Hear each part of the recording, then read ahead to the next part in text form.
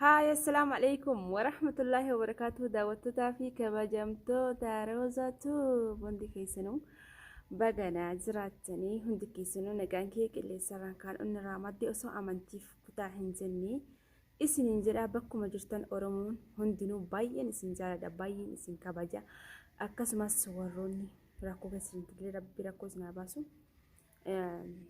ان شاء الله ربين هندما هباسو سنين جدا هندما هو ربين كيريف نواقولو جولة سود اللي ربين نو هباسو إن شاء الله دعائي مكونا وانت هندونو مسراحة جنة يانا دعوتو تكيا هدك اللي سعدا فرديتني مال جريتني غافي كيسن فاجري على بهي غافي كيسن سندي بسوفين بفي غافي كيسن هدو غافين كيسن بايه hedduudha bakka hin jiraamire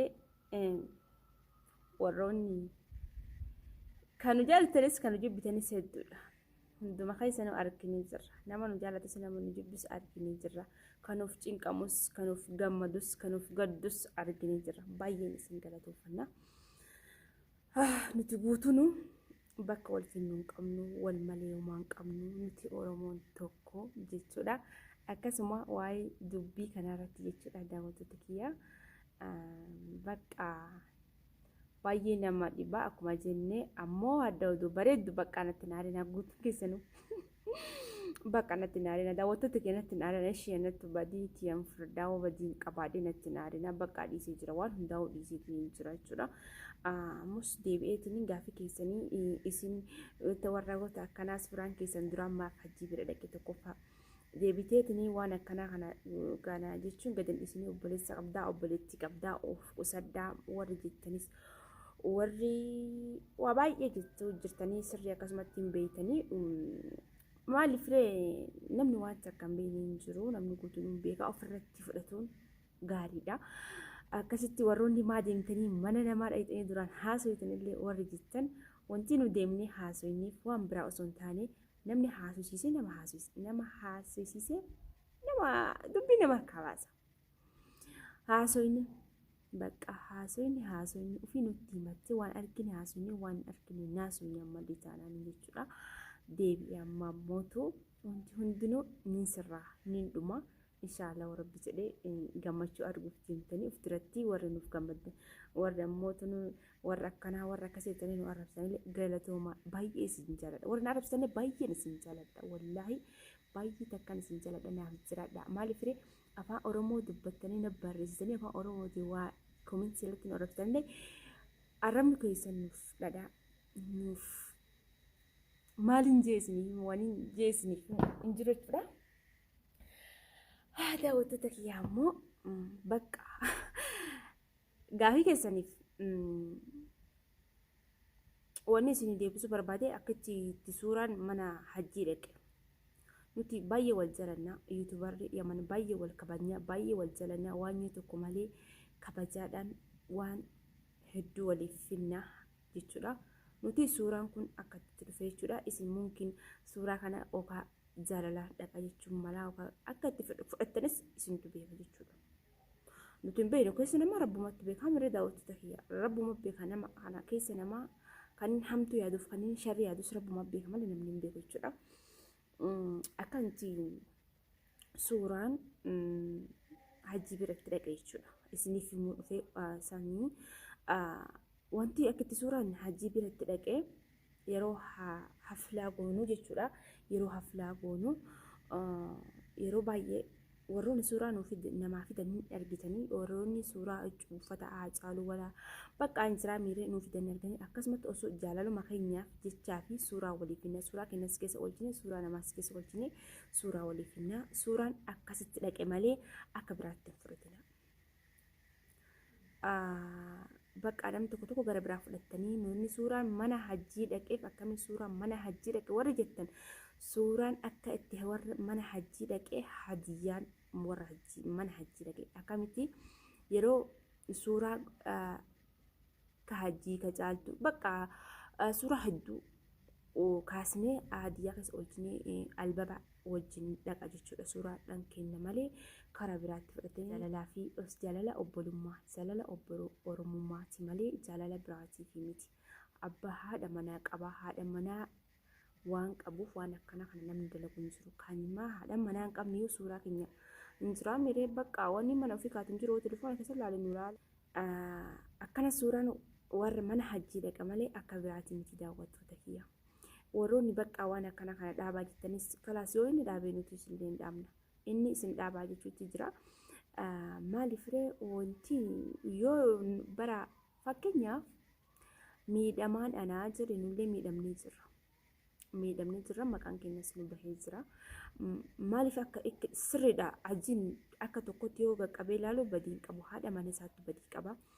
Haati mana isaa waan hin taane fuutee gadhiisuu waan abbaa mana isaa nutti hamachuu nutis oduu dhugaa seenee waa'ee hamaa abbaa manaa isii dubbachuuf badii qabna. Badii hin qabnu hin jaa. Badii akka qabnu ni beeka. Dhugaa dhibbaan dhibbatti badii akka qabnu ni beeka daawwattoota kiyya. Kanaaf nuti hundinuu badii hin qabna jedhee yaada. Hajji fakkeenyaaf amma nuti yoo hin dhaabnallee jenne sodaa fakkaatti. Wal bira dhaabne yoo inni dhaabe nullee hin dhaabna. Kanuma malee wanni biraan jiru daawwattoota kiyya. Akkasii warri waan akkanaa gadi hin dhiisinii kalaas obboleessa qabdaa obboleettii qabdaa wanni akkanaa kun isinirraa bareedu jettaniillee baay'ee galatooma.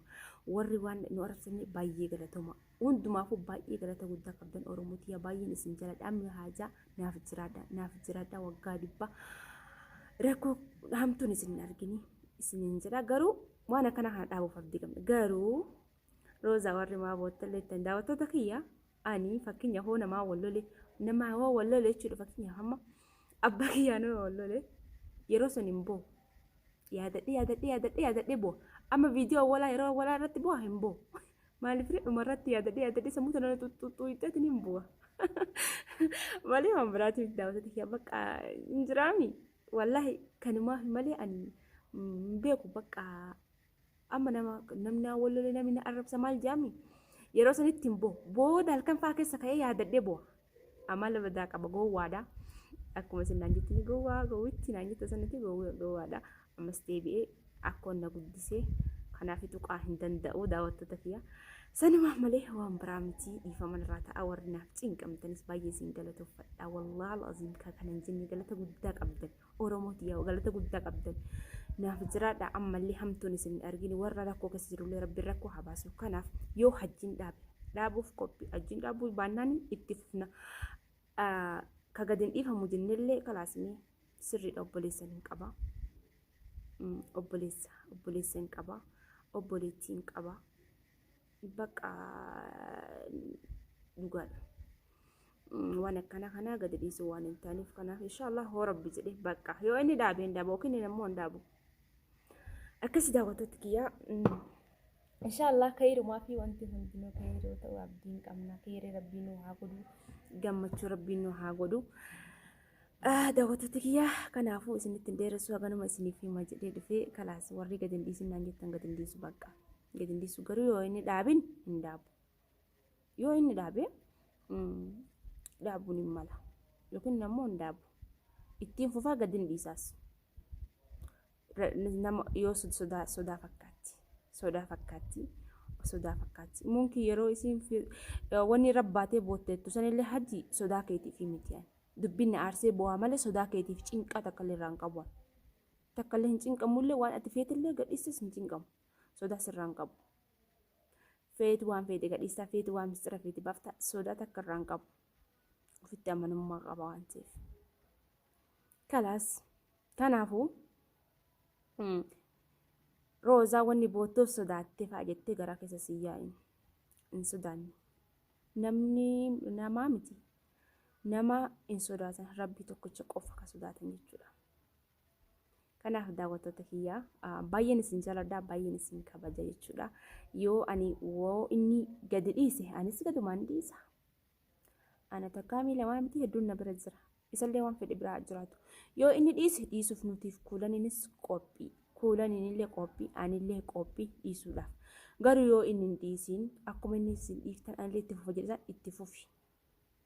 garuu sodaa mitii beeki sii galee sodaa miti wal kabajuu oromummaa fi obbolummaa akka maqaa wal balleessine kana osoo hin ta'in wal kabajuu balleessine kanatti balleessine wanta kan nu hafe hin jiru kanaaf hajii akkuma feetoo atiif gadi dhiiste an daawwattoota kiyyaatti inni makuno yoo inni gadi dhiise kana gadi dhiise yookiin ammaan booda waa'ee kanaan YouTube irratti hin deebi'u yookiin namoota yoo inni dhaabbachuu baate itti fufu kanaaf daawwattoota kiyyaa isin jaalladha isin kabajaa assalaamu alaikum warahmatullahi